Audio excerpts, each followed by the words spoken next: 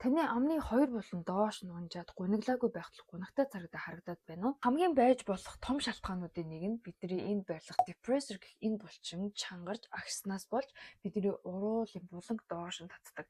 Тийм учраас энэ булчин дээр төвлөрсөн дасгалуудыг хамтдаа эцгээе. Таны гар нүүр хоёр цэвэрхэн гэж найдаа.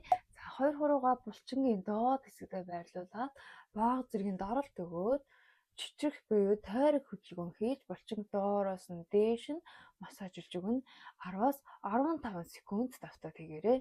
Долоовор дунд тургаараа булчингийн доод үзүүрдээ байрлуулад амыг бааг зэрэг ангаагаад доороос нь дээш нь гулгуулан массажлна.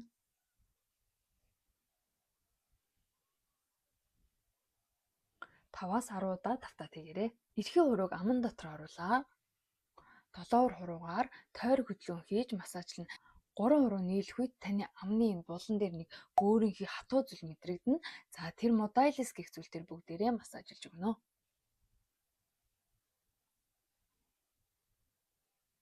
Дасгалыг 10-аас 15 секунд давтаад хийгээрэй.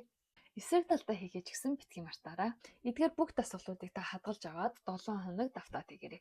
Өнөөдрөөс эхлээ хийхээр бол заавал зураг аваад хадгалаад 7 хоногийн дараа харьцуулаад хараарай.